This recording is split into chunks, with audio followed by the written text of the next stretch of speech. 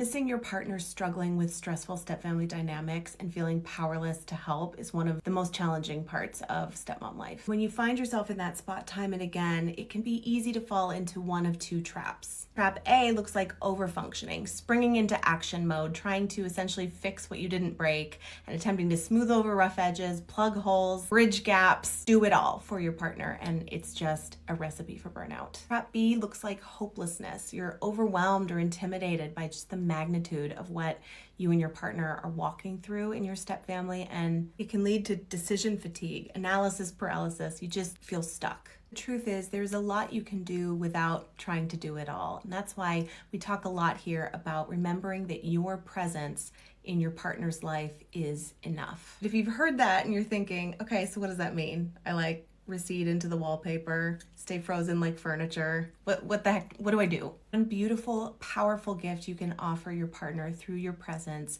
is by engaging in co-regulation. Self-regulation is the ability to soothe, cope with, and effectively navigate intense or distressing emotions or situations. Co-regulation refers to individuals' ability to influence one another's ability to self-regulate. See where I'm going with this? And your partner is struggling. Maybe they've just come from a high conflict interaction or communication that's distressing to them, and they're experiencing a lot of big emotion. You, through your presence, can actually help them more effectively cope with what they're experiencing. Some practical things you can do right off the bat.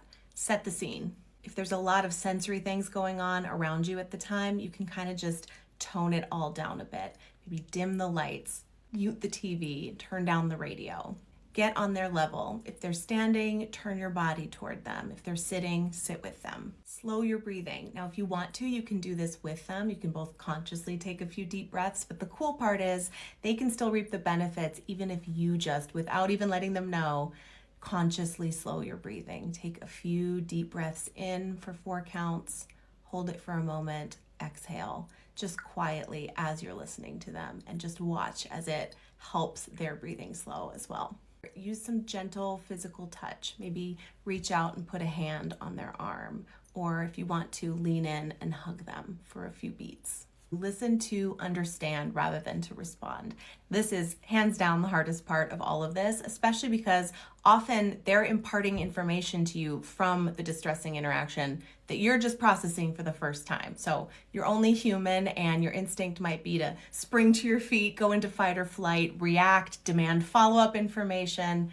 Just try to remind yourself there is time to do all of that later when you're both calm. For now, really just give them your full attention and listen. If you find that the two of you tend to be at higher risk for a conflict between the two of you during these times, it can be really helpful to take some intentional time apart and plan a reunion at the end of it. That could be doing your own thing for 15 minutes and then coming back together. It might mean parting ways till the end of the day and coming back in the evening. The point is you've agreed upon that little break so that when you do have the time apart, you're able to actually enjoy it rather than feeling worried or insecure about what it means. Co-regulation, give it a try.